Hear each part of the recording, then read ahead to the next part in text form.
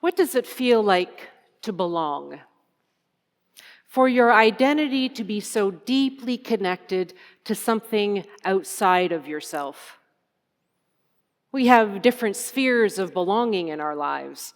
We have our families, we have our social groups, we have our cultural identity, we have our sporting teams, those we play in and those we watch. In them, we feel connected, appreciated, and loved, and sometimes share common experiences and perspectives. But often there is something missing. So let's ask a different question. What does it feel like to belong to God? It is this belonging that fills the gaps. It's the feeling of becoming whole, of being known and seen for who you truly are, deep inside, the real you. It is the deep knowing that you matter to God and that you are loved by God beyond all measure. Belonging to God is to live in the experience of love that touches the deepest longings of our heart. It is living in the reality of God's hope, which sustains, enlivens, carries, and upholds us. It is living in the reality that God is always at work doing something new. The story of the empty tomb is a story of belonging. The women have arrived at the tomb: Mary Magdalene, Joanna, Mary the mother of James, and other women who are unnamed. And these are just a few of the women who had accompanied Jesus throughout his ministry. To be sure, the Gospels do a very poor job of naming the women. But we know some of them by name. In addition to the ones we heard in this Gospel, we can add Susanna and Salome. The women, named and anonymous, followed him from town to town, village to village. They gave up family and the cultural expectation that they would stay home and care for the household. The women listened to his teachings. They were healed by him. They were seen, acknowledged, and encouraged by him. And Jesus, speaking about justice, spoke directly to their hearts.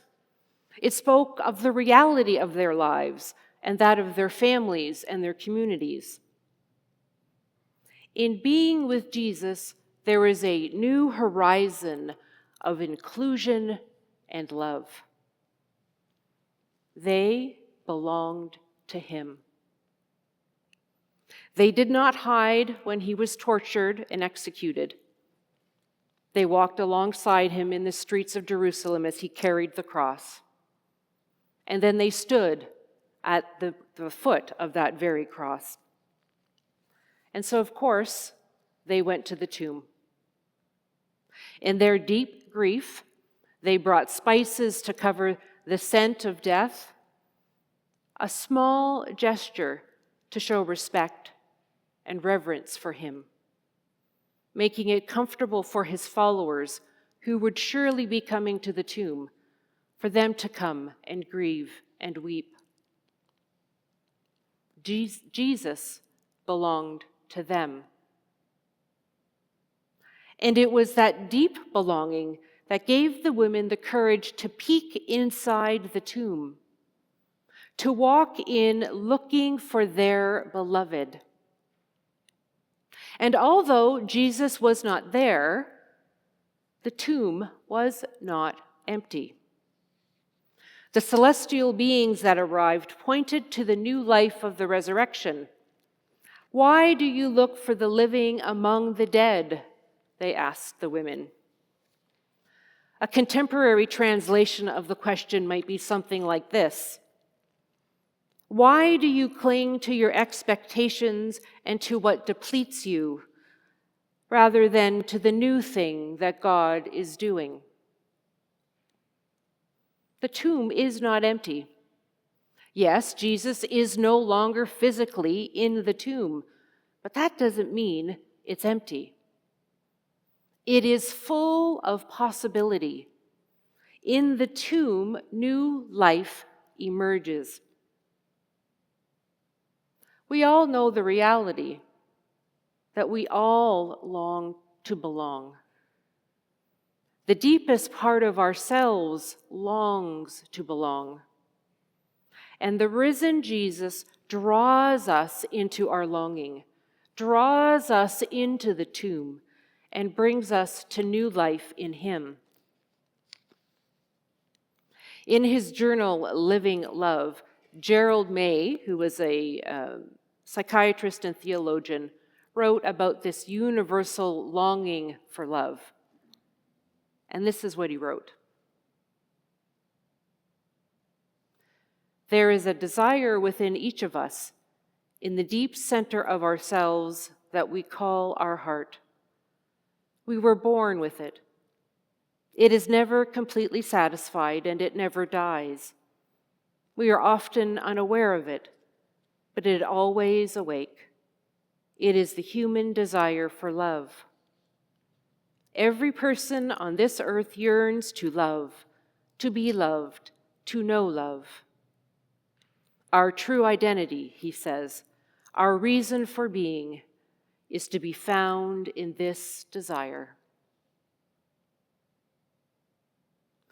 To look into the tomb is to seek the answers of your heart's deepest longing. It is in the tomb where the answers begin to be revealed. And to peek inside is to allow yourself to follow the longing. And the peeking can lead to baptism, the covenant of belonging. In it, we join our story of God's unfolding love. And we heard that in our Hebrew scriptures tonight. And it all leads to the resurrection. We belong to Jesus. We step into new life with Him, and we become members of His beloved community.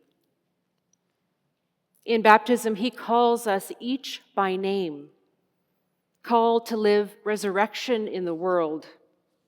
Because, friends, we are a resurrection people.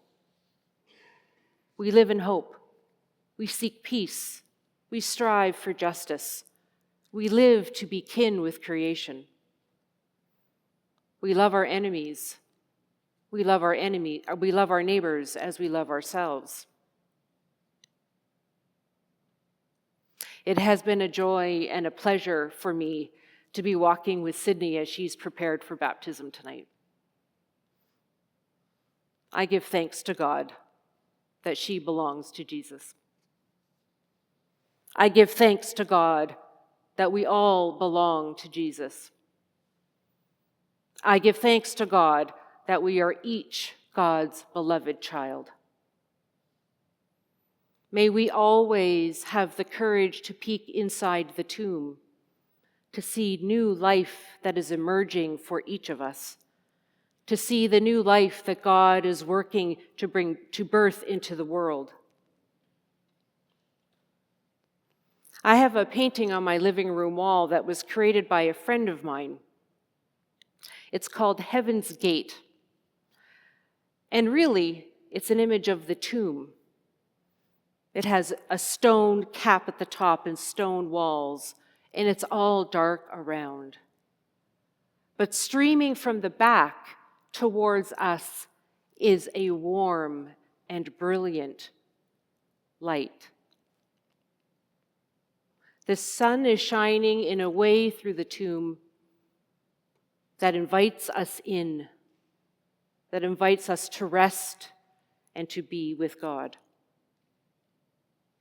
This evening, as we stand beneath the Paschal light, may we receive the light of the risen Christ and let it lead you to the deepest part of your heart.